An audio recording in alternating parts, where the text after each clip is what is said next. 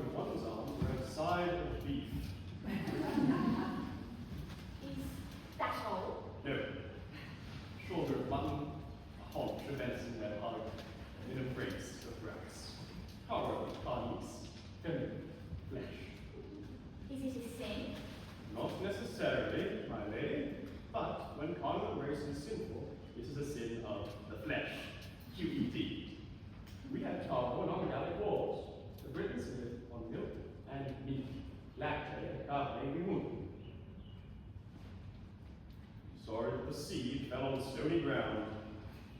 That was the sin of Onan, wasn't it, Septimus? Yes, it was giving his brother's wife a Latin lesson. She was hardly the wiser after it than before. I thought you were finding a proof for Fermat's last theory. It is very difficult, Septimus. You will have to show me how. If I knew how, there would be no need to ask you. Fermat's last theory was not so busy for 150 years. I had hoped it would keep you busy long enough for me to read Mr. Chitter's poem in praise of love with only the distraction of his own services. Oh, Mr. Chait has written a poem. He believes he's written a poem? Yes. I can see there may be more carnality, more algebra than in Mr. Chitter's couch of Eros. It was not my algebra. I overheard Jelly telling the cook that Mrs. Chase was found in the gazebo in carnal embrace. Really? With whom did Jelly have to say? What do you mean with whom? With what exactly? So, the idea is absurd. Where did the story come from? Mr. Nose. Mr. Noakes. Papa's landscape gardener. He was taking berries in the garden when he saw, through his spyglass, Mrs. Taker in the gazebo in carnal embrace. And you mean to tell me that Mr. Noakes told Butler? No, Mr. Noakes told Mr. Taker. Jelly was told by the groom who overheard Mr. Noakes telling Mr. Taker in the stable yard. Mr. Chater being engaged in closing the stable door. What do you mean, Captain? So, thus far, the only people who know are Mr. Noakes, the landscape gardener, the groom, the butler, the cook, and of course, Mrs. Chater's husband, the poet. And Arthur was cleaning the silver. And Luke. And now Luke. Of course. What else did you say? Mr. Noakes. No, not Mr. Noakes, Jellyby. Jellyby telling the cook. Cook hushed him as soon as he started. Jellyby did not see that I was being allowed to finish yesterday's upstairs rabbit pie before I came to my lesson.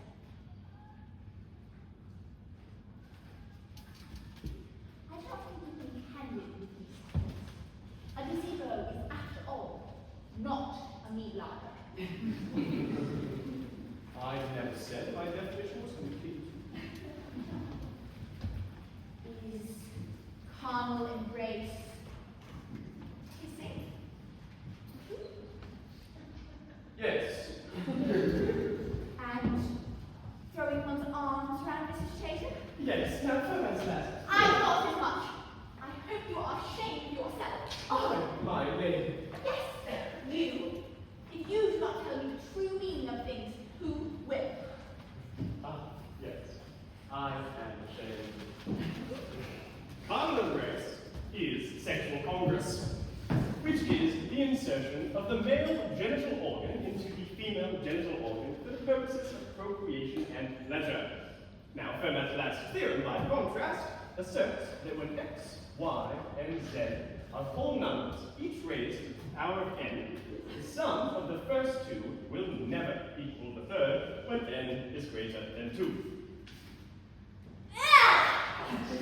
Nevertheless, that is the theorem. It is disgusting and incomprehensible. And now, when I am grown to practice it myself, I shall never be able to do so without thinking of you. Oh, thank you very much, my lady. Was Mrs. Chater down this morning? No. Tell me more about sexual congress.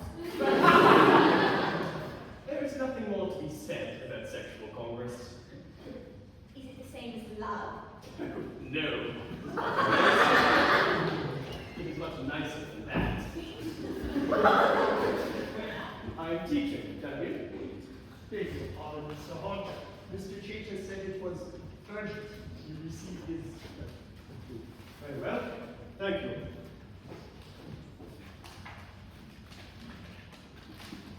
Thank you. Mr. Chater asked me to bring him your answer. My answer.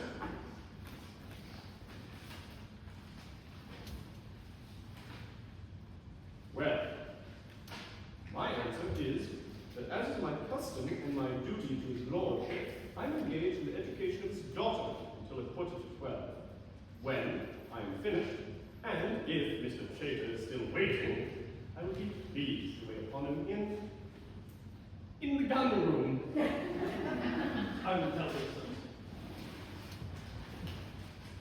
What's for dinner, Jelly? Boiled ham and cabbages and a rice pudding. Oh, goody. Well, so much for Mr. Noakes. He puts himself forward as a gentleman, a philosopher, a picturesque, a visionary who can move mountains and pass lakes. But in the scheme of the garden, he is as the serpent.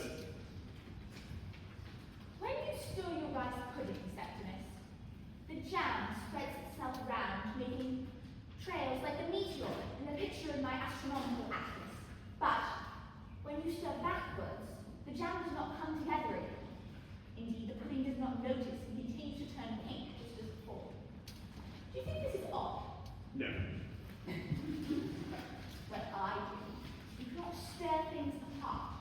No more you can.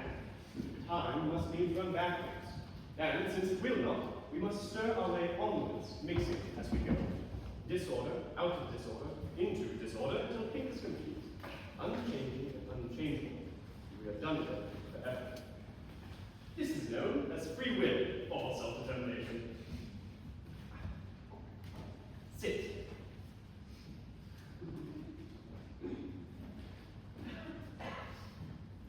Septimus, do you think God is a Newtonian? Newtonian? Almost certainly, I'm afraid. No.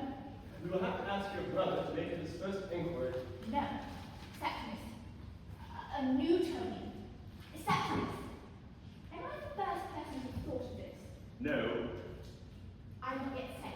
If everything, from the furthest planet to the smallest atom of our brains, acts according to Newton's law of motion, what becomes of free will? No. God's will. No. Sin. No. Very well. If you could stop every atom in its position and direction, and then, if you could comprehend all the actions thus suspended, and then, if you were really, really good at algebra, you could write the equation for all the future. And although no one could be so clever as to do it, the formula must exist as though one could. Yes. Yes, as far as I know, you are the first person to have thought of this. In the margin is a copy of the Arcadia. Fermat wrote that he had found a wonderful proof for his theorem. But the margin being too narrow to write it down, he did not. The note was found after his death, and from that day until this, people have been wondering. Oh, I see now. The answer is perfectly obvious. This time you may have overreached yourself.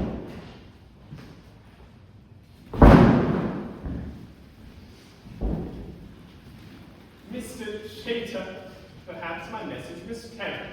I will be at liberty at 11:15, if that is convenient. It is not convenient, sir. My business will not wait. Then I suppose you've Lord Croom's opinion that your business is more important than his daughter's lesson? It is not, sir. But, if you like, I will ask his lordship to settle the point. My name. Take Fermat as the music. There will be an extra spoonful of jam, if you can find this proof. There is no proof, Septimus. The thing that is perfectly obvious is the joke in the margin is a note to make you all mad. Now, sir, what is this business which cannot wait? I think you know it, sir. You have insulted my wife. Insulted her? That would deny my nature, my conduct, and the admiration in which I hold Mrs. Chater. I have none of your admiration, sir. You insulted my wife in the gazebo yesterday evening. You are mistaken. I made love to your wife in the gazebo. She asked me to meet her there. I have a note here somewhere. I dare say I could find it for you. And if someone is putting it about that I did not turn up, by God, sir, it's a slander. You would drag down a lady's reputation to make a refuge for your cowardice.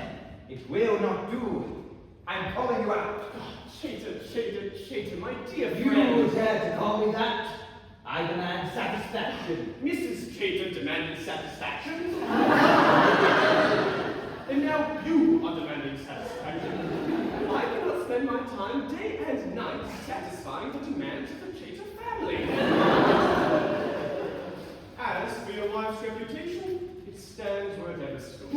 Blackguard! I assure you, Mrs. Chater is charming and spirited, with a pleasing voice and a dainty step. She's the epitome of all which society applauds in her sex.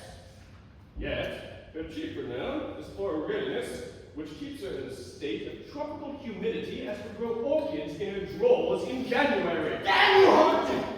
I will not listen to this. Will you fight or not? Not. There are no more than 2 or 3 poets of the first rank now living, and I will not shoot one of them dead over a perpendicular poke in the gazebo with a woman whose reputation could not be adequately defended by a platoon of musketry deployed by the Rota. You say so. Who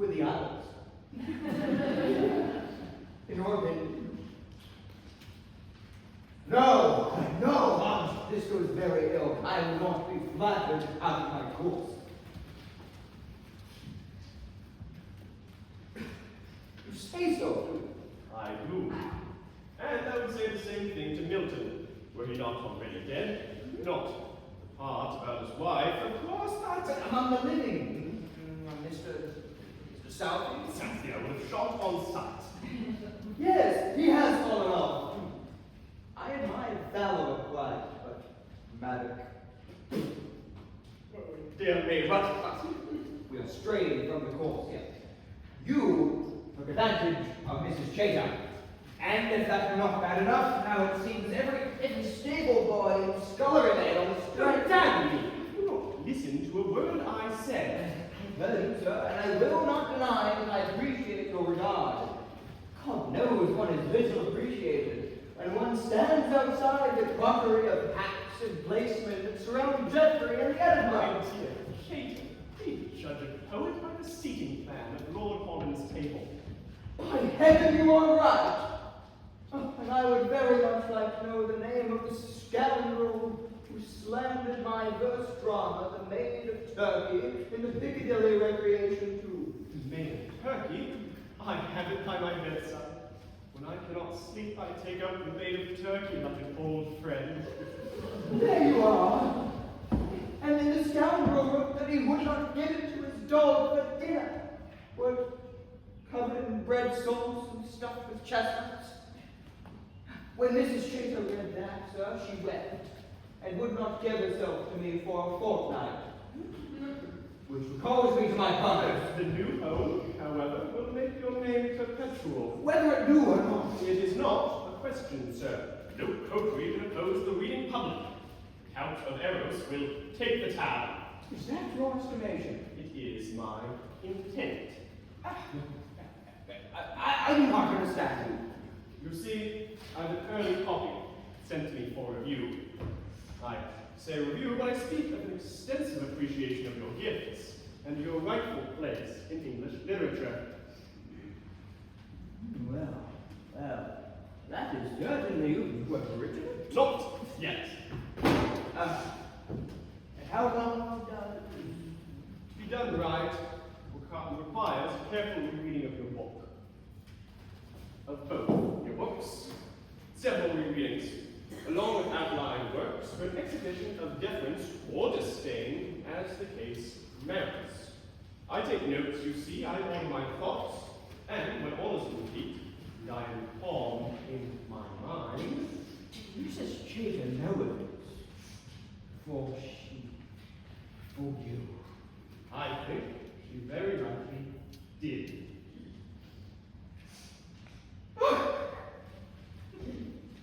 There is nothing that woman would not do for me. Now you have an estimation to her character.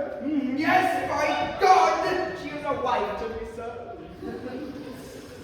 For that alone, I would not make her a widow.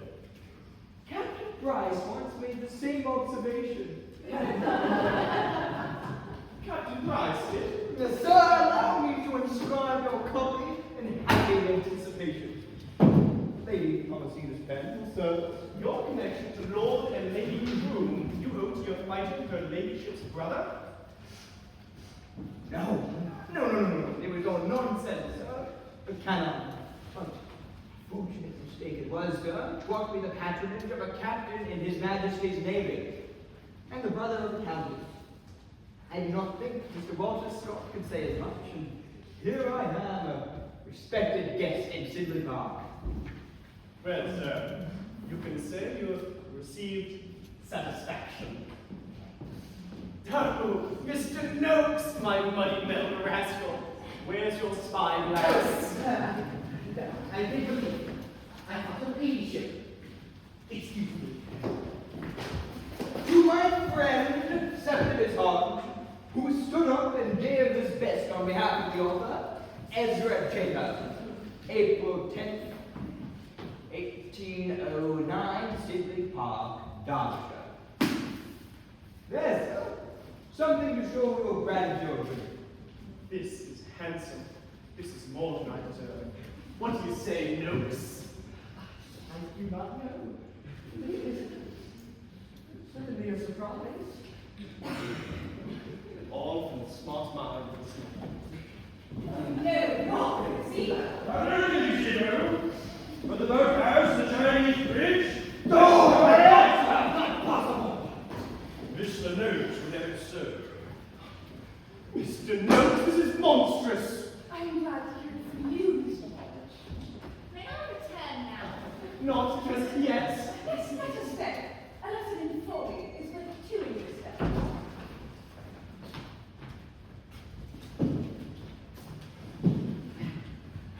Is Sidley Park to an Englishman's garden? Or the Corsican brigands? Let us not hyperbolize, sir. It is rape, sir! It's the modern style. Regrettable, of course. So it is. Mr. Chayton, you show too much submission. Mr. Hodge, I appeal to you. My lady, I regret the gazebo. I sincerely regret the gazebo. And the boathouse too. Up to a point.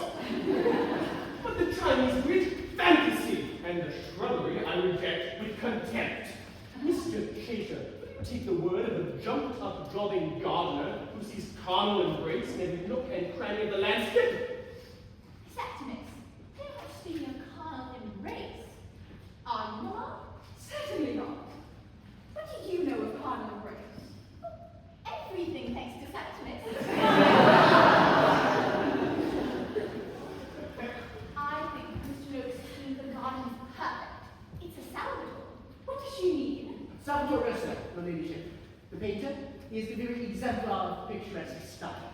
Aunt, what is the meaning of this? She speaks from innocence, not from experience. You call this innocence? Has he ruined you, child? Answer your uncle.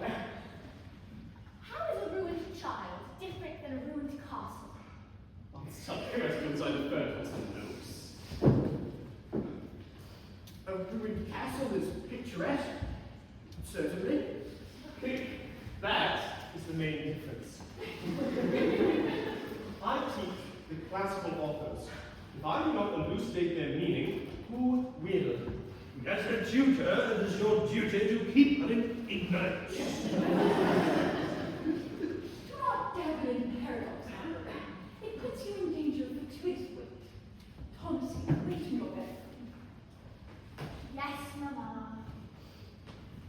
I did not mean to get you into trouble, Septimus, and I am sorry for it. But it turns out there are things a girl is allowed to understand, and these include the whole of algebra, but others, such as embracing a side of beef, that must be kept from her until she is old enough to have a carcass of her own. One moment. What is she talking about? Meat. Meat. Thomasine, you had better remain. Your knowledge of the picturesque obviously exceeds the rest of us. Mr. Hodge, ignorance should be like an empty vessel waiting to be filled with the well of truth. Not a cabinet of vulgar curios. Mr. Noakes, at last it is your turn. Thank you, your ladyship. Your drawing is a very wonderful transformation. I would not have recognized my own garden with Puritan genius for. Is it not? No. Here is the garden as it appears to us now, and here as it might be when Mr. Noakes is done with it.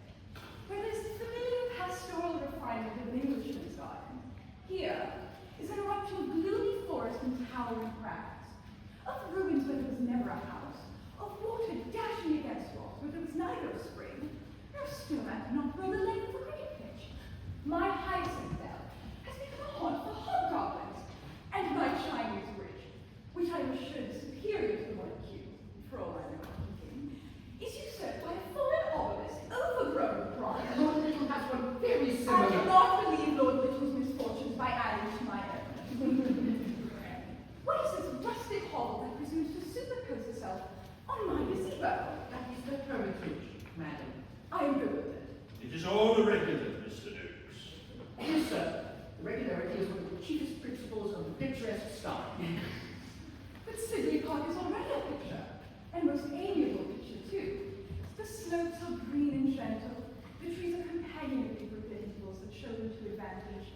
The rill is serpentine and unwound from the lake, peaceably contained by meadows on which the right amount of sheep are framed. In short, it is nature's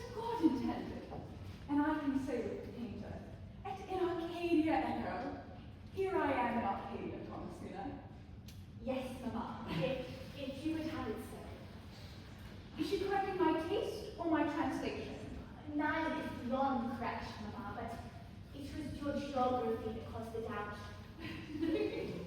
Something has occurred with Will since I saw him last. And surely that was yesterday. How old is this morning? 13 years and 10 months, Mama. 13 years and 10 months. She's not due to be put for 6 months at the earliest. You ought to have notions of peace for much longer. Mr. Hodge, I hold you accountable. Mr. Lewis, back to you. Thank you. You have been reading to the leading novels by Mrs. Radcliffe. That is my opinion. This is a garden for the Castle of Toronto, the mysteries of the Dolphin.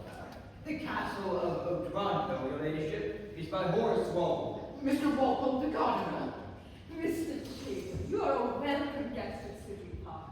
But, while you are one, the Castle of Toronto must be done whomsoever I say it was.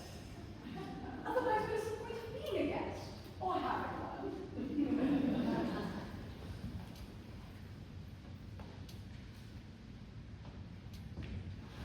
Well, guns have reached the brow now. I will speak to his lordship on this matter, and we will see by and by. Ah, your friend has got down a pigeon, Mr. Hodge. Bravo, sir! I am sure, dear lady, that the pigeon fell to your son or to your husband. My school friend was never a sportsman. Yes, to Augustus. Bravo, lad! Well, come along now. Where are my troops?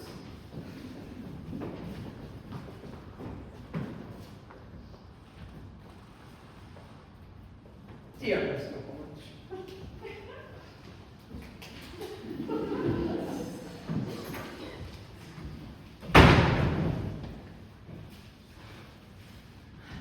Pop, pop, pop.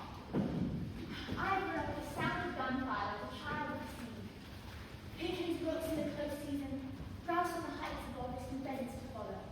Partridge, snipe, woodcock and teal, pop, pop, pop, and coming over her. Papa has no need of a recording angel. His life is written in the game book. Calendar of slaughter. Even in Arcadia, there am I. Oh, who meets you then? I will put in the hermit. But what is a hermitage without a hermit?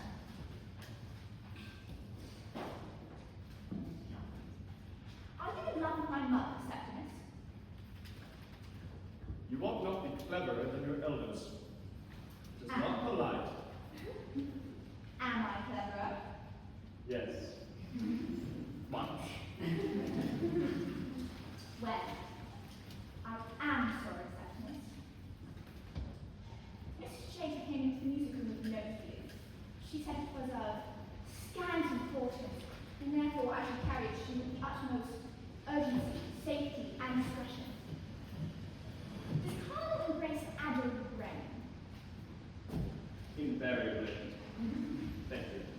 That is enough education for today.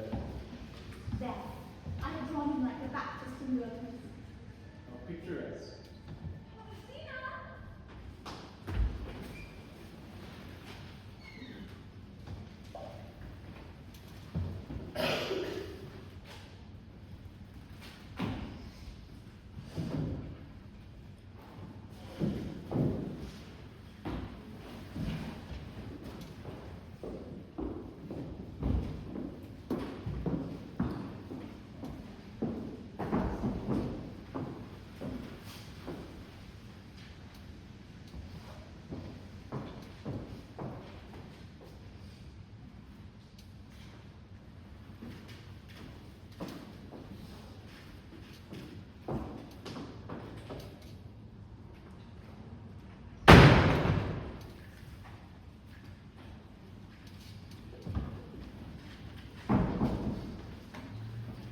Oh, she was here. In the garden door? Yes. Hang on.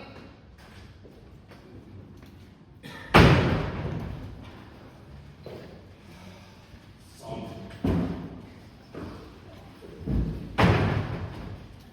Best you say you're coming around. Spends a great deal of time in the garden, as I imagine. Yes. Why? She's writing a history of the garden. Didn't you know? No, I knew she was working in the prune papers, but I... Well, it's not exactly a history of the garden either.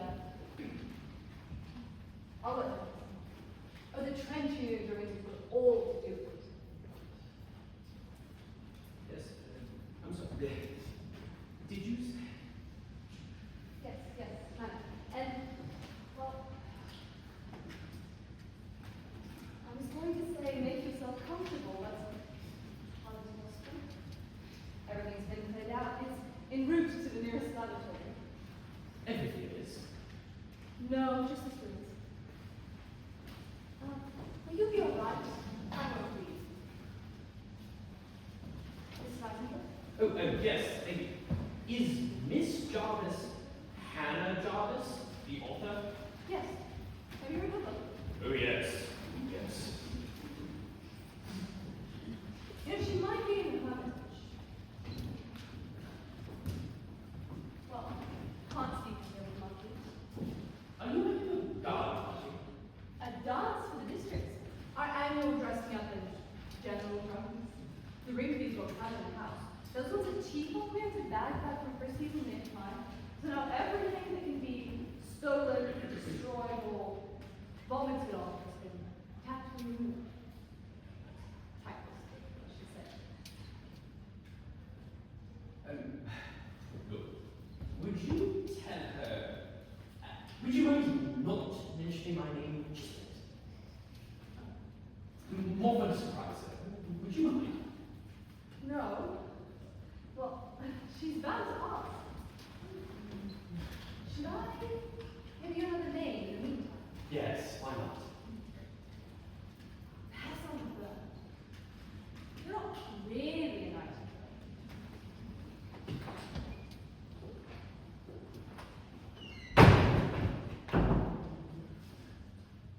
Hello?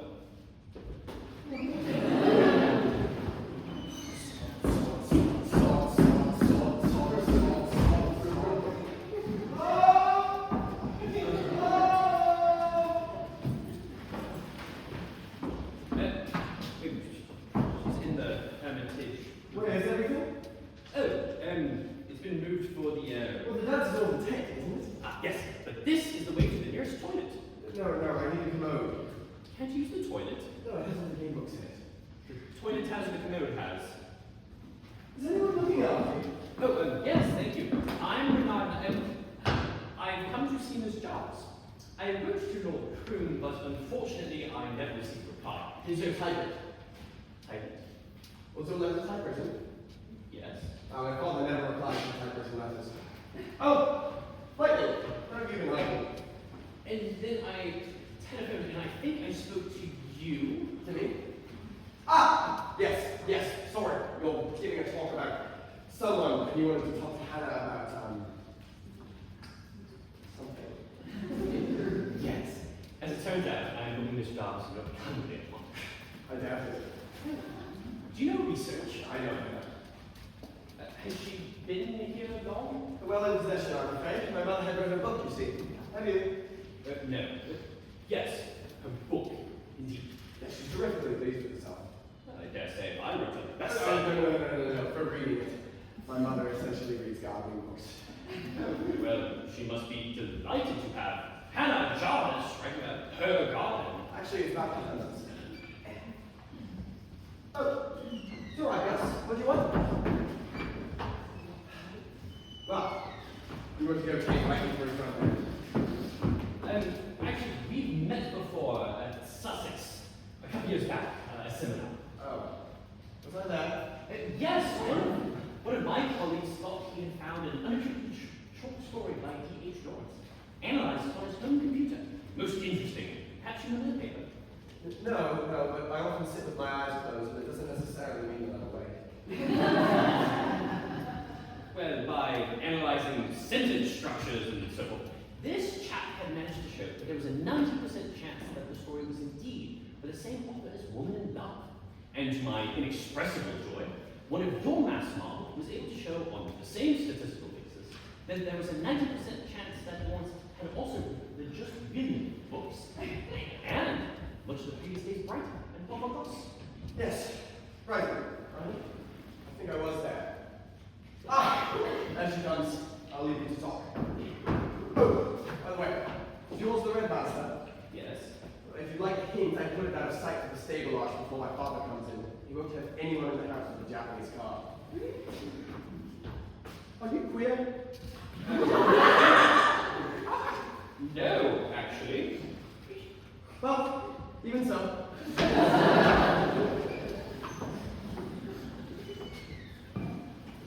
Mr. Peacock. Miss Jarvis, of course, such a pleasure. I was phoned for a moment. Your photograph doesn't do you justice. Photograph? On the book. I'm sorry to have brought you inside, but they were kindly Oh, insisted. no matter. You would have reminded your shoes. Oh, wonderful. And how kind of you to spare me a little of your time. Are you a journalist? No. I've been in the ha-ha. Very squelchy. Ha-ha. What? A theory of mine. Ha-ha, not ha-ha. If you were to go strolling down the garden and all of a sudden the ground gave way at your feet, you're not going to go, ha-ha. You're going to jump back and go, ha-ha! Or, more probably, bloody hell! Though personally, I think Ulmer was up the pole on that one. In France, you know, ha-ha is used to denote a strikingly ugly woman. A much better bet for something that keeps the cows off the lawn. Mr. Peacock, what can I do for you? Well, to begin, you can call me Vernon, which is my name. Thank you. The book is a revelation. To see Caroline Lamb in your eyes is like seeing her for the first time. I'm ashamed to say I've never read fiction. And how right you are, it's extraordinary stuff. Early 19th is my period as much as anything. You teach. Yes, and write, like you, and like we all. But I've never done anything that's all like horror. Oh, I don't teach. Oh, more credit to you. To rehabilitate a forgotten writer. Suppose you say it's the main purpose for an English Don. Not to teach. Good God, no! Let the brats sort it out for themselves. Anyway, many congratulations. I expect someone will be bringing out the Caroline Lamb's of War now. Yes, I expect so. How wonderful! Bravo! Simply as a document shedding reflected light on the character of Lord Byron, it's bound to. Bernard. You did say Bernard, did you not? I did. I'm putting my shoes back on again. You're not supposed to go back out. No, I'm going to kick him in the ball. Right. Point taken. Ezra Chater.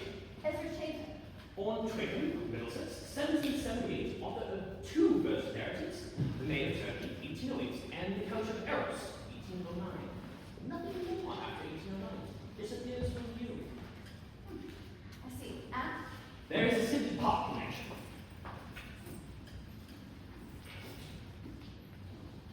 To my friend Septimus Hodge, who stood up and gave his best on behalf of the author. Ezra Chater at Sidney Park, Derbyshire, April 10, 1809. I'm in your hands. The Count of Eros. Is it any good? Quite surprising. Do you think there's a book in here? No, a monograph, perhaps in the Journal of English Studies. There's almost nothing on Chater, not to mention in the D&D. Of course, by that time, you'd been completely forgotten. Family. Zilch. There's only one of the Chater in the British Library documents. Same period. Yes, but he wasn't a poet like our Ezra. He was a botanist who described a dwarf dahlia out of Martinique and he died there after being bitten by a monkey. And where was this? A private collection. I've got a talk to give next week in London, and I think Chater's interesting. So anything you have on him, Septimus Hodge, Sidney Park, anything at all, I'd be most grateful. Well, this is a new experience for me. Rolling academic. Oh, I say. Well, quite. Everybody who reviewed my book patronized it. Surely not. Surely yes. The Byron gang was in their flies and patronized all over it. Where is it that you don't want to teach, by the way? Oh, well, Sussex, actually. Sussex. Ah, Nightingale, yes. That 1,000 words in the Observer wanting to see me off the premises with a pat on the bottom. You must know him. As I say, I'm in your hands. What? Say please, then. Please. Sit down, do. Thank you. How did you know I was here? I didn't, actually. I spoke to the son on the phone, but he didn't mention you by name. And then he forgot to mention me. Ah, Valentine. He's Oxford, technically. Yes, I met him. Brideshead and regurgitated. My fiancé. I'll take a chance. You're lying. Well done, Vernon. He calls me his fiancé. Why? It's a joke. Tone him down. No, do I look like the next countess? No, a freebie. The joke that consoles tortoise likening my fiancée Hannah. You have a way about you, Bernard. I'm not sure that I like it. What's he doing, Valentine? He's a postgrad, biology. No, he's a mathematician. Oh, well, he's doing grouse. Grouse. Not real grouse, computer grouse. And the one who doesn't speak. Goss. What's the matter with him? I didn't ask. And the father sounds like a lot of fun. Yes. And the mother is the gardener. What's going on here? What do you mean? Well, I nearly took her head off. She was standing in a trench at the time. Archaeology. The house had a former Italian garden until about 1740. Lady Crewham is interested in garden history. I sent her my book. It contains, as you know, if you read it, which I'm not assuming, by the way, a rather good description of Caroline Nann's garden at Rocket Hall. I'm here now helping Hermione. Hermione. The records are unusually complete, and they've never been worked on. I'm beginning to admire you. The floor was bullshit. Oh, completely. Your photograph does you justice. I'm not sure the book does. Septimus Hodge was the tutor. That's a girl. I believe there was a son at Eton. Septimus lived in the house. The paper specifies allowances for wine and candles, so he wasn't quite a guest, but more than a steward. He went to Cambridge and studied natural philosophy and mathematics, so he was a scientist as much as anything. I'm impressed. Thank you. And Cheetah? Nothing. Nothing at all. I'm afraid not. How about the library? The catalogue was done in the 1880s. I've been through the lot. Account books or catalogue? Catalogue? Pity. Yes, sorry. How about the letters? No mention? None. I've been very thorough in your period, because of course it's my period as well. Is it? Actually, I don't know what it is you're... Sidney Herman. Ah. Who's he?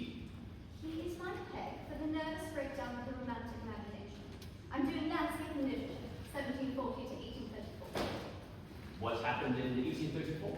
My hermit died. Of course. What do you mean, of course? Yes, you do. No, no. Only Coleridge also died in 1834. So you did. What a stroke of luck. Thank you. Here he is. The only known likeness of the Sidney Herman. Very biblical.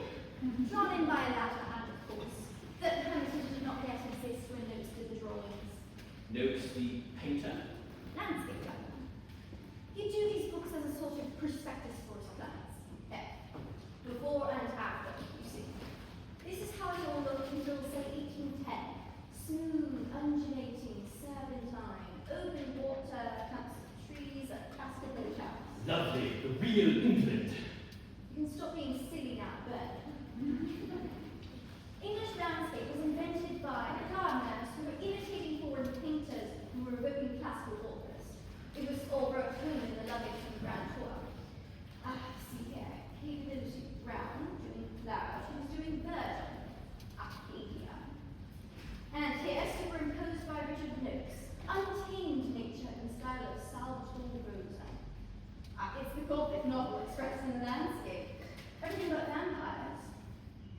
There's an account of my hermit in a letter by your illustrious namesake. Florence. Oh, nothing. Carry on. Thomas Bell, Peacock. Of course. I found it in an essay on hermits and anchorites in 1862. He calls him not one of your village simpletons to frighten the ladies, but a savant among idiots, a sage of lunacy. An oxymoron, so to speak. Yes, what? Nothing. Here we go. Written by the author of Headlong Hall, it tells of a visit to the Earl of Croom's estate, Sidney Park. Was the letter to Thackeray? I don't know, does it matter? No. Only Thackeray edited the Cornhill until 63 when, as you know, died. But his father had been at the East India Company, where Peacock, of course, had held the position of examiner. So it's quite possible that if the essay were by Thackeray, then the letters... Sorry, that was terrible. Well, But the East India Library in Blackfriars would have most of Peacock's letters. so it would be quite easy to. Sorry, can I look? It's been topped and tailed, of course. It might just be worth. Carry on, I'm listening. Oh yes, that's exactly all right. Unbearable. You were saying? Are you always like this? Like what? The point is, the Croons had the hermit under their noses for, 20 years, so hardly caught them worth remarking, as I'm finding out. When I read this, it was one of those moments that tells you what your next book is going to be. The hermit of Civic Park was mine. Hey.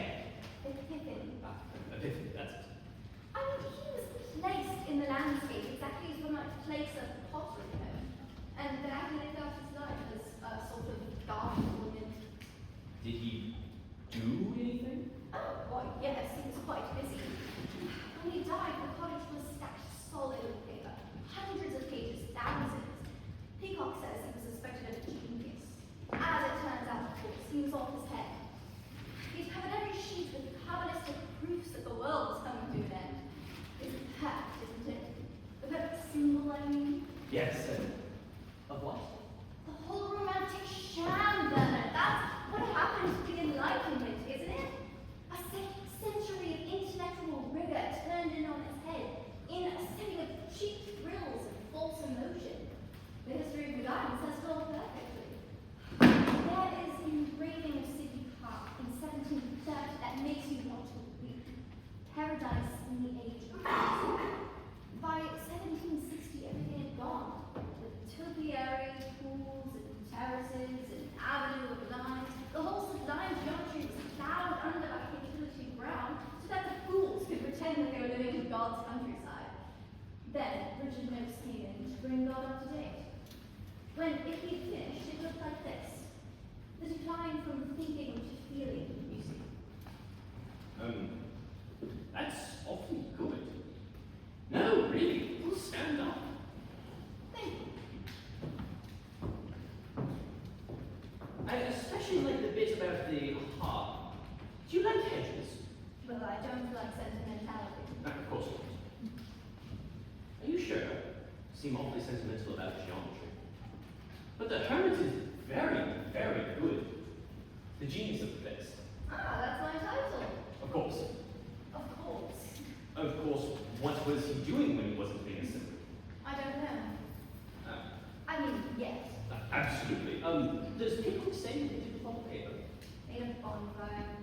Oh well. I've still got Lady Croom's garden books to go through. They are gappy, but they do span periods. Really? Does Byron cover it all? As a matter of interest. A copy of Child Harold in the library and English bards, I think? Inscribed. No. Would you mind Terry, if I poked about a bit?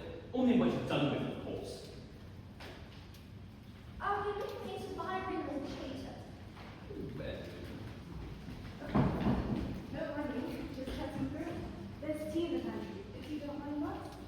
How thoughtful. Here, let me have you. Thank you. I've been saving God's tables. Sweet girl. Yeah. Oh, really? Oh, really what? I meant to say, don't worry if my father makes any remarks about your calm tonight, ago. He's going to read about. Oh, how's the rice? Not yet. Well, tea and I'm so sorry. Mr. Nightingale, you absolute shit! The thing is, there's a Byron connection too. I don't care! You should. The whole Byron gang are about to get their dicks caught in the zip. Oh, really? If we collaborate. On what? Sit down, I'll tell you. I'll stand for a minute. This copy of the Couchiveros belonged to Lord Byron. It belonged to Septimus Hodge. Originally, yes. But it was in Byron's library when his books were sold to pay his debts when he left England for good in 1816. sales catalogue in the British Library.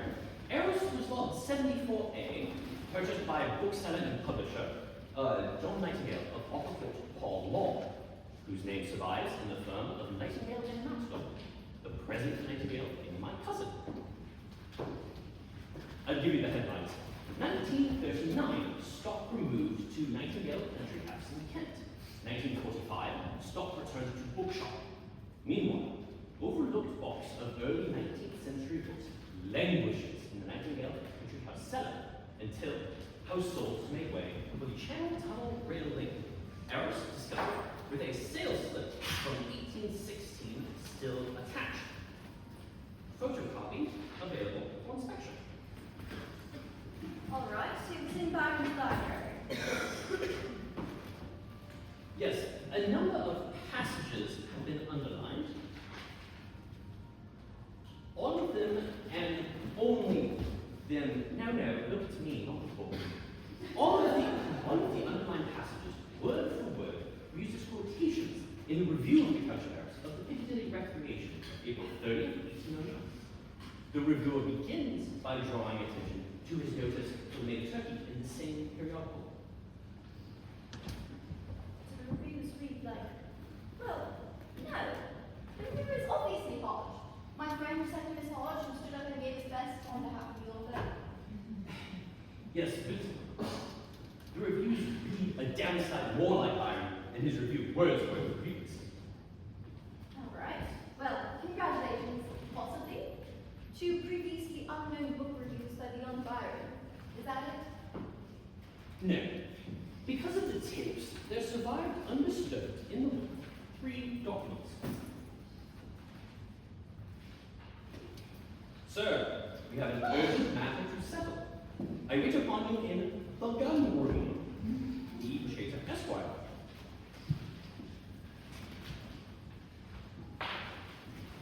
My husband is sent to town for pistols. Denied it cannot be proven for charity's sake. I keep my room this day. Unsigned.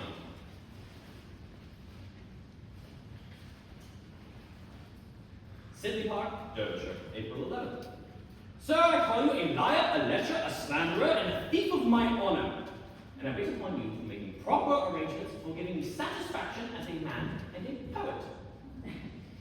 E. Chater, Esquire. Superb, but inconclusive. The book had 7 years to find its way into Byron's library. That doesn't connect Byron with Hodge or Sidney Park or with Chater. And this kind of scrapes the last thing that Byron would have lied about. Scrape it. He would have made a comic turn of it. Oh, comatose fiddlesticks. He killed Chater. Really? Chater was 31, author of 2 books, yet nothing more is heard from him after Eros. He disappears completely after 1809. And Byron just published his satire, English Bards and Sculpture Reviewers. Yet he quit the country and sailed for Lisbon on the first ship he could find. Hannah, this is fame. Somewhere in the crew papers there will be something. There isn't. I've looked. Yes, but you were looking for something else. It's not going to jump out at you like, Lord Byron remarked witty at breakfast.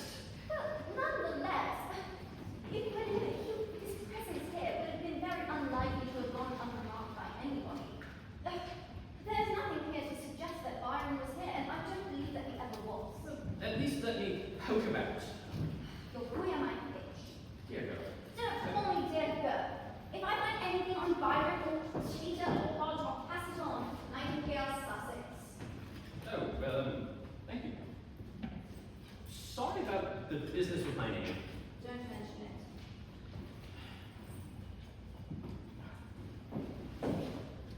By the way, what was Hodge's college?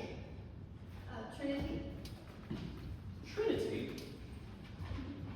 Yes. Byron's old college. How old was Hodge? I'd have to look it up, but I'd say maybe a year or 2 older than Byron. 22. Contemporaries at Trinity? Yes, Bernard. I'm sure they were both in cricket 11 when Heracles met Lord.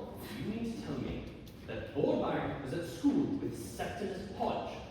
Well, yes, he must have been as... Well, you silly cow!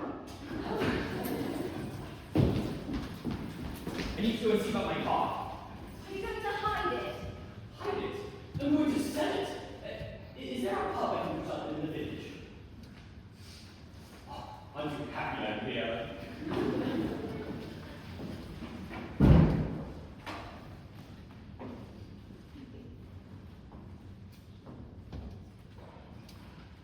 He said he knew you. He couldn't talk. No, perhaps not. He said he wanted it to be a surprise.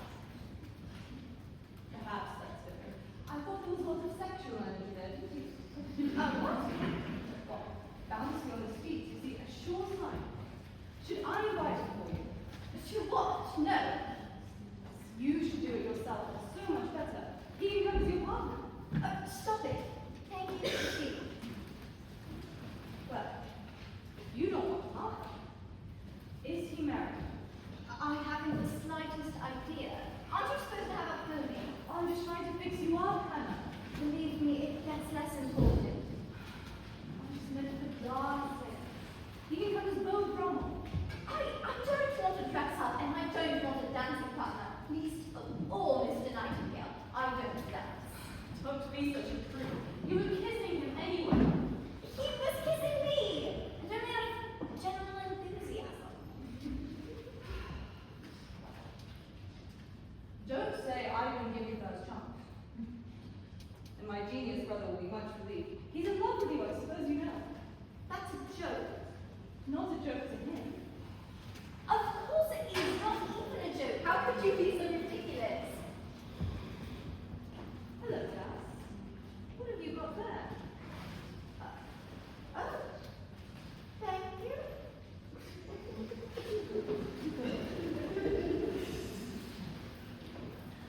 I told you. Oh.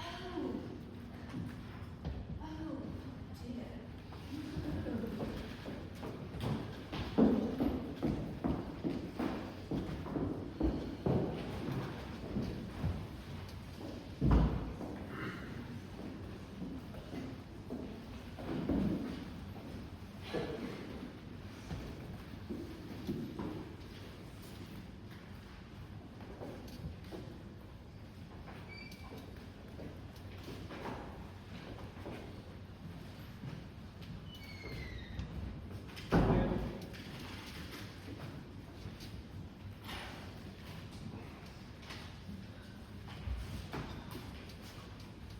Sono Inessa Illuminae.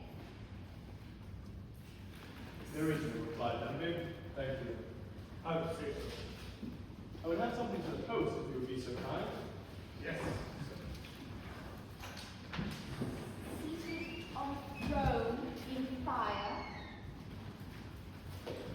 and also on a ship, said about Regina, Saxony.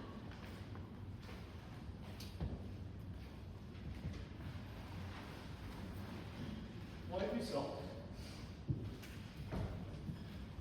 And the wind, smelling sweetly, purplish vilas, by, with, or from purple sails. Was like as to something by, with, or from the, oh, Septimus, musica tibiarum in paradise. Music of the pipes, Manne. Ruled. Better. And the silver oars, exciting the ocean as an amorous. That is very good. Regina reclinabat. The queen was reclining. Praeter indescriptorum, indescribably, in a golden tent. Try to put some poetry into it. How can I? It was none in the Latin. A critic. Is it Queen Diana? No. Who is the poet? Known to you. Known to me. Not a Roman. Is it Shakespeare?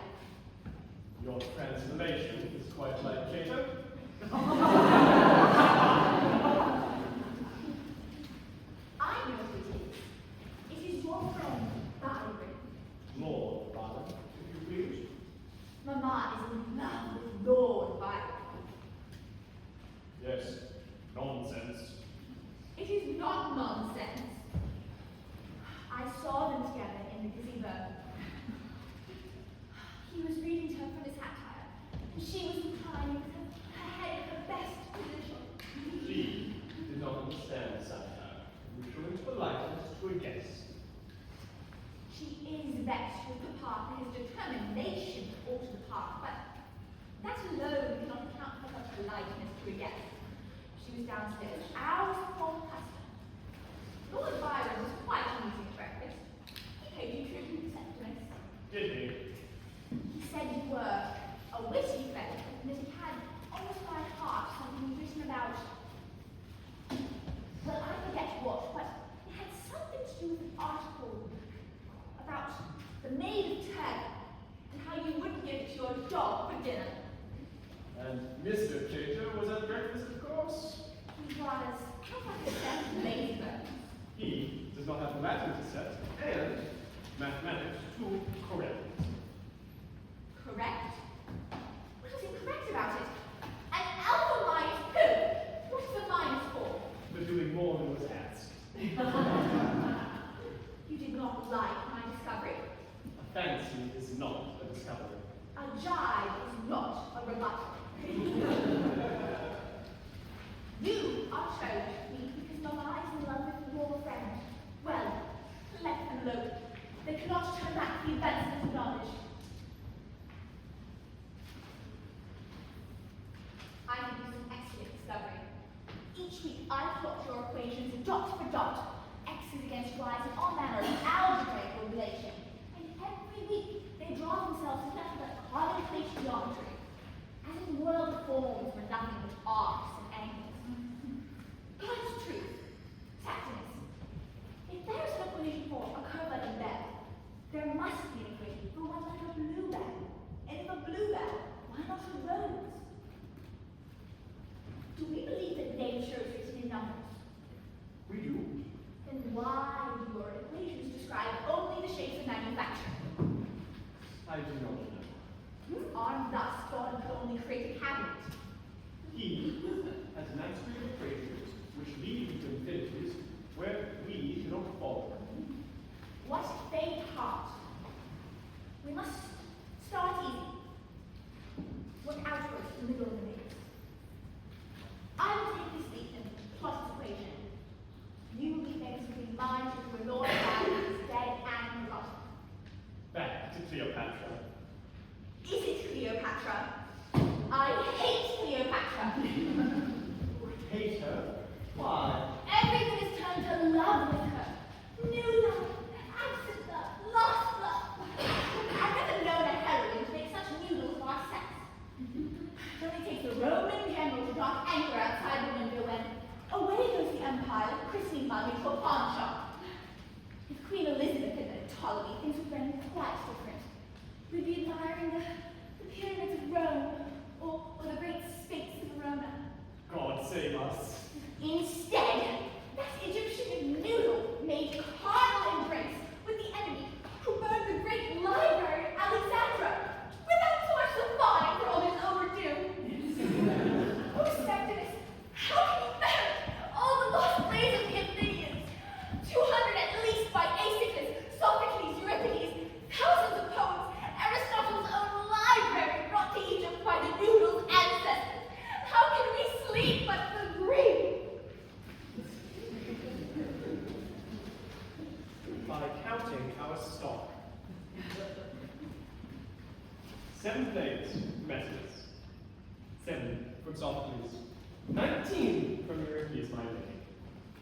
You should no more agree for the rest than to the buckle lost from your first shoe, or for your lesson book, which will be lost when you are old. We shed as we pick up, like travelers who must carry everything in their arms. But what we let fall will be picked up by those behind.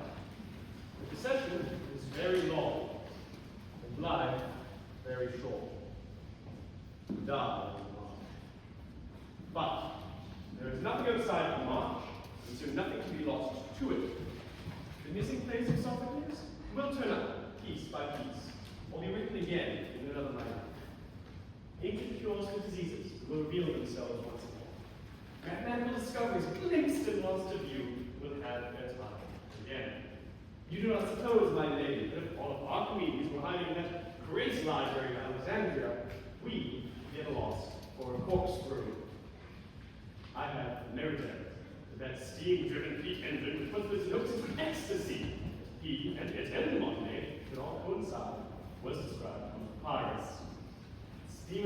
were not invented in the classroom. Now, where are we? Let me see if I can attempt a free translation for you. You know, at Harrow, I was better at this than Lord Byron. Yeah. The barge she sat in, like a burnished throne, burned on the water. The something, the poop was beaten gold, and purple sails, and what's this? So perfumed that the wind loves sick with them. The ore of silver, which the tune of had stroked, and made the water which they flow faster, as if amorous. And the queen herself did beg of all description. I hope you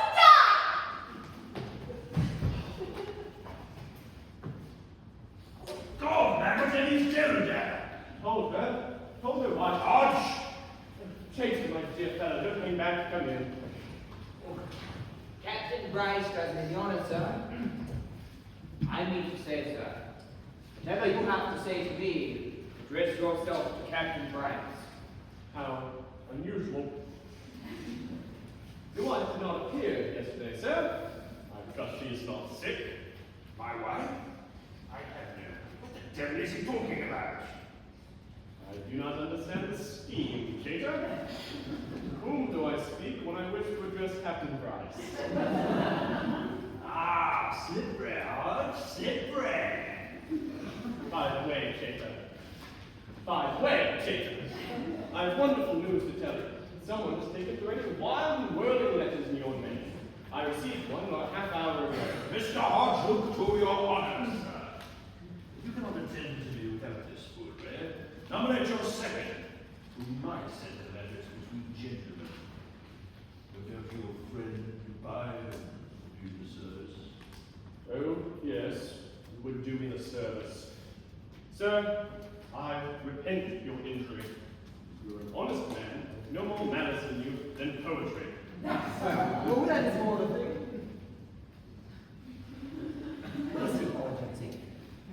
There is still an injury to Mr. Chater's conjugal property. That is Mrs. Chater's as you will, her touch. Nevertheless, Excellently found. Mr. Chater, this will please you very much.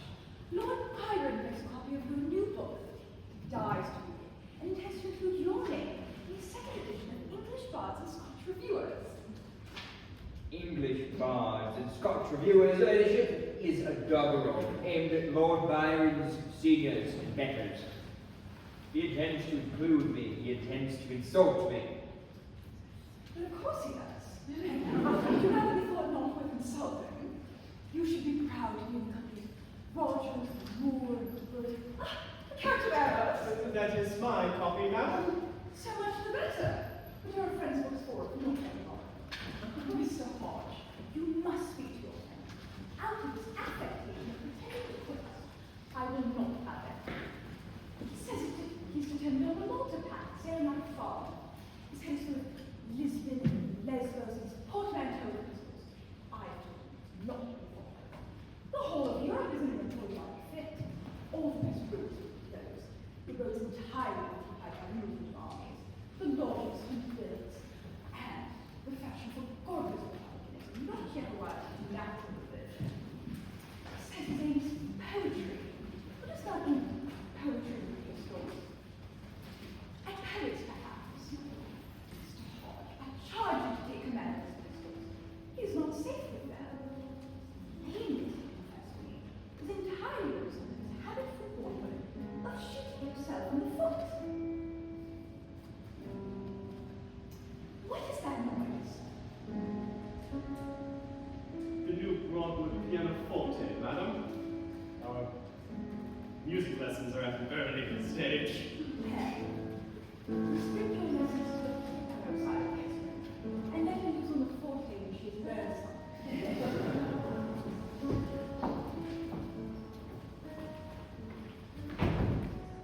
now if that was not God speaking through Lady Crew, he never spoke through anyone.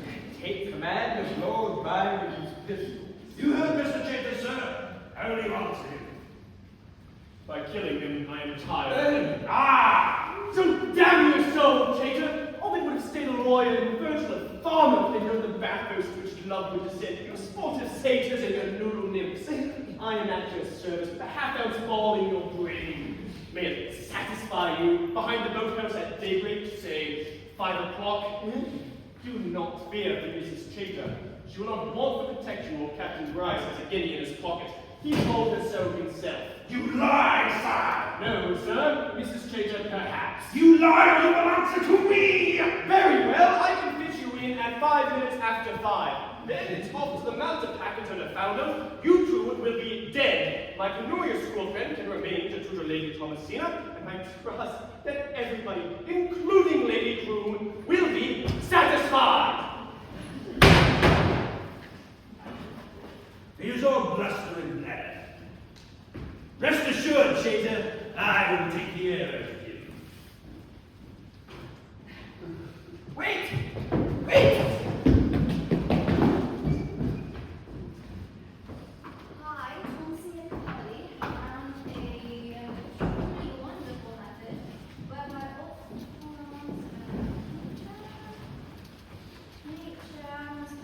give up their numerical secrets and draw themselves to the number of the mill. This margin being too new for my purposes, the people must look elsewhere for the new geometry of the regular forms as discovered by Thomasina Capelli. Does it mean it? I don't know. I don't know what it means, except mathematically. I meant mathematically. What's an iterative double? What's that? Well, it's Jesus, it's a algorithm that's been iterated how many okay. So, each page, the left-hand page specifically, are details of what the numbers are doing on the right-hand page. Graphs of them, but all blown up. Like you blow up the detail of a photograph, and then a detail of a detail, and so on. However, or in her case, till she ran out of pages. Is it difficult? The maths is difficult. It's what you did at school. You have some x and y equation. Each value for x gives you a value for y, so you put a dot where it's right for both x and y. Then you get your next value for x, which gives you another value for y, and after you've done that a few times, you join up all of your dots, and that is your graph of whatever the equation is. And that's what she was doing. No, not exactly. Not at all, actually. What she was doing is that every time she got a value for y, she was using that as the next value for x. Like a feedback. She was feeding the solution back into the equation and solving it again. Iteration, you see. And that's surprising, is it? Well, it is a bit. It's the same technique that I'm using on my graphs and it has been around for much longer than, I don't know, 20 years? Huh. Why would she be doing it? I have no idea. I thought you were doing Hermit. I still am, but Manne, damn him. As it turns out, Thomasina's tutor has interesting connections. Bernard's been going through the library of the Bloodhounds. The portfolio is in the puddle. There's a lot of old stuff around. Gus loves going through it all. I know old masters or anything. The maths primer that she was using belonged to the tutor. He wrote his name in it. No, except for Miss Lodge. Why were these things saved, do you think? Why should there be a reason? And the diagram is told. How would I know? Why are you cross? I'm not cross. Look, when your Thomasina was doing maths, it had been the same maths for a couple of thousand years, classical, and for a century after Thomasina. But suddenly, maths left the real world behind, just like modern art, really. Nature was classical, maths was suddenly Picasso's. But now nature's having the last laugh. Turns out that the freaky stuff is the mathematics of the natural world. So this feedback thing. For example, But could Thomasina have been... no, of course she bloody couldn't have. Oh, right, you're not cross. So, what did you mean when you said that you were doing the same thing that she was doing? What are you doing? Actually, I'm doing it from the other end. She started with an equation and turned it into a graph. I'm starting with a graph, real data, and I'm trying to find the equation that would give you the graph if you used it like Thomasina used hers.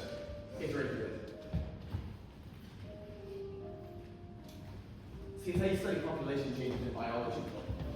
Goldfish in a pond, say. This year there are X goldfish, next year, there will be Y goldfish. Some get born, some get eaten by herons, whatever. The point is that nature manipulates the X into a Y. Then Y is the starting population for the next year, just like Thomasina. Each value for Y becomes the next value for X. Now, the question is, what is being done to X to turn it into Y? What's the manipulation? Whatever it is, can be written down in mathematics. It's called an algorithm. It can't be the same every year. The details change, you can't keep tabs on everything, it's not nature in a box. But, turns out that you don't need to know the details. When you put all of it together, the population is obeying a mathematical rule. The goldfish are. Yes, no. The numbers are. This thing is not about goldfish, it's about the behavior of numbers. This thing works for any phenomenon which uses its own numbers. Rainfall averages, measles epidemics, cotton prices. It's a natural phenomenon in itself. Spooky. Does it work for the grouse? I don't know yet. I mean, it does, undoubtedly, but it's harder to show with the graphs. There's a lot more noise. What noise? Distortions, interference. There's 1,000 acres of mold into that had grouse on it. Always did until about 1930. But nobody counted the grouse, they shot them. So, we count the grouse, they shot, but burning the heather interferes, it improves the food supply. And then a good bit of foxes interferes the other way, they eat the chicks, and then there's the weather. It's all very, very noisy out there. Very hard to spot the tune. Like the piano in the next room. It's playing your song, but unfortunately the pianist is tone deaf and drunk, and the piano's out of whack and missing a few strings. The noise! Impossible. Then what do you do? Try and figure out the tune. Try and figure out the notes. You try this, you try that. It's not much, but you begin picking in notes where there are no notes, or not quite the right notes, and then bit by bit. The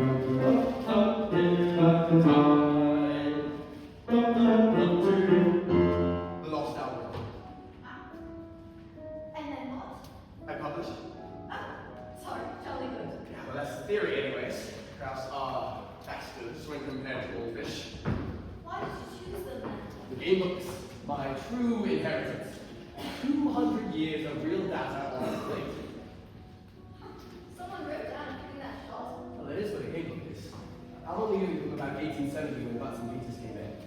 So, but you mean to say that the game books go back to Thomasina's time? Oh, yes. Further. Oh, no, I promise you. Not a schoolgirl living in a country house in Derbyshire in 18-something. Well, then what was she doing?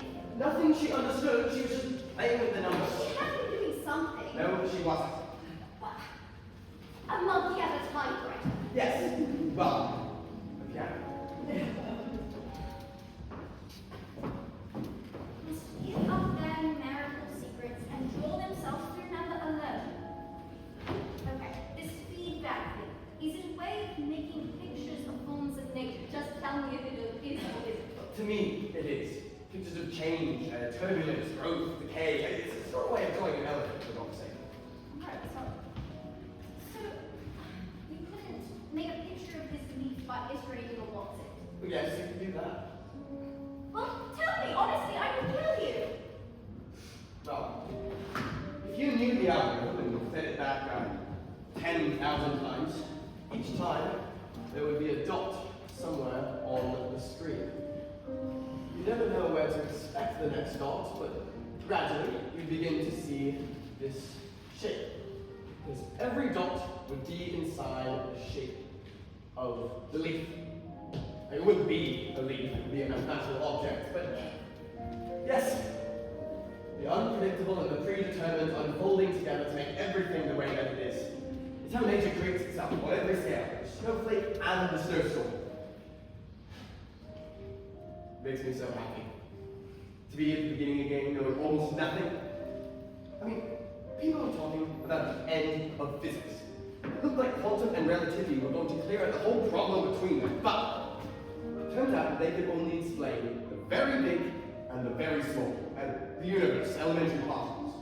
The things that make up our lives, the things that are ordinary size, the things that we write poetry about, clouds, daffodils, waterfalls. What happens in your cup of coffee when the creamer goes in? These things are as mysterious to us as the heavens were to the Greeks. I mean, we're better at predicting events at the edge of the galaxy, or inside the nucleus of an atom, than we are at determining if it's going to rain on Auntie's garden party 3 Sundays from now. Because the problem turns out to be different.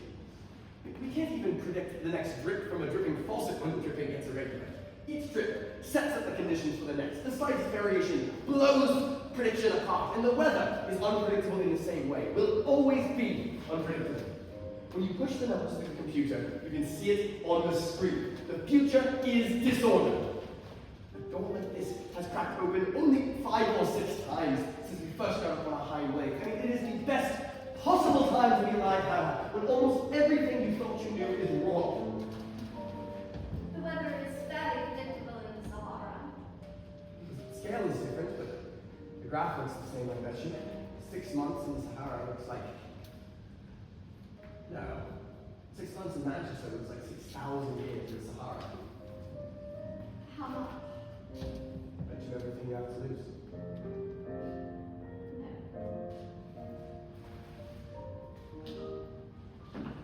Quite right.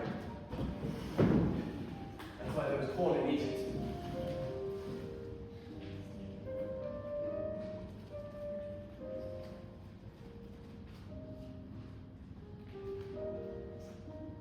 What's he playing? Dunno. He makes it up. Toby called him a genius. My mother calls him a genius too, only she needs it. And last year some expert had him digging around in the wrong place for months or something or other. Foundations of capability roundabout house. Gus put it right first go. Did he ever speak? Oh yes. Until he was 5. He never asked about it. Get high marks around here for good breeding. I've always been given credit for my unconcern. English bards and Scotch reviewers, a pencil superscription. Listen and kiss my cycle clips.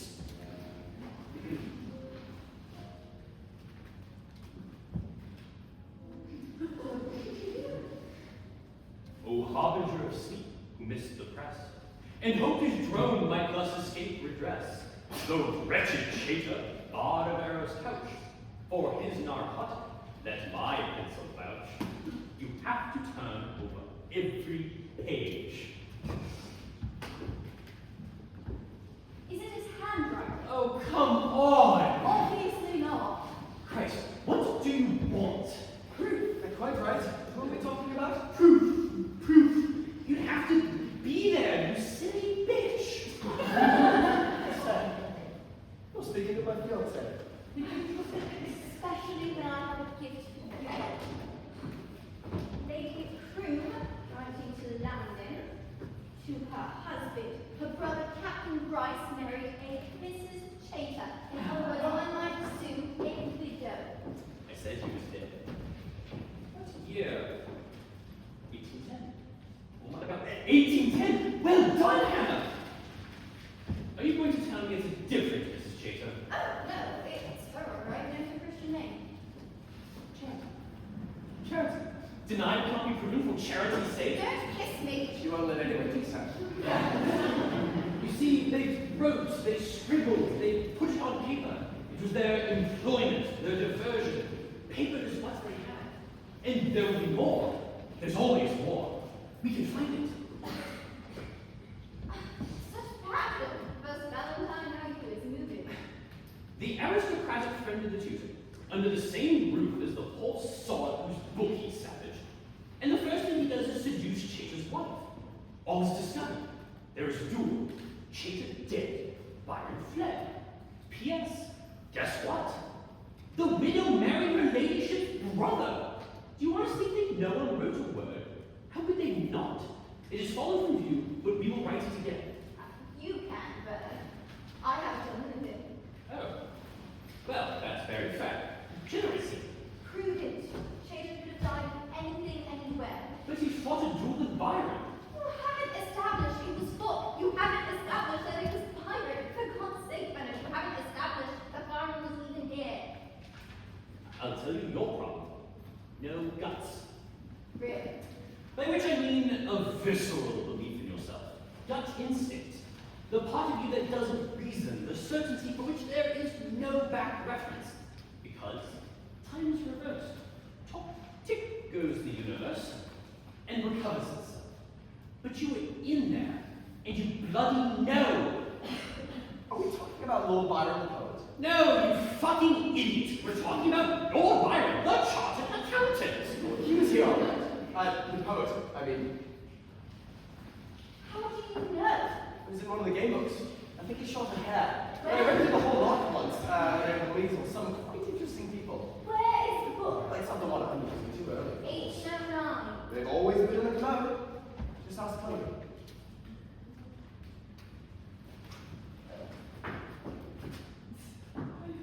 Chloe!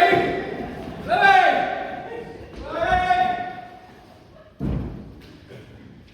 My mother's lent in her bicycle. Lending someone's bicycle is a form of safe sex, did you know? Possibly the safest there is. My mother is in a flutter about Bernard, and he is no fool. He gave her his first edition of Horace Walpole, and now she has lent in her bicycle. Can I borrow this? Of course. Ah, yes, finished. Coming now. Trying to work out the diagram. What I still don't understand, though, is why nobody had done this feedback thing before. I mean, it's not relativity, you don't have to be Einstein. But you couldn't see to look before. The electronic calculator was what the telescope was to Galileo. Calculator. There wasn't enough time before. I mean, there weren't enough pencils. This took her I don't know how many days, and she hasn't been scratched with paint on her. Now, all she'd have to do is press a button. The same button, over and over. A few minutes. Iteration. Now, what I have done these past few months with only a pencil would take me the rest of my life to do again. Thousands of pages, tens of thousands, and so boring. Do you mean? Correct, yes. No, Val, do you mean to say that that's all it was? The paper and pencils and the board? We're getting out of the dressing up box. Val, is that what you're saying? No. I'm saying you have to have a reason for doing it. She hates people shouting. I'm sorry. But anything else? Well, the other thing is you have to be insane.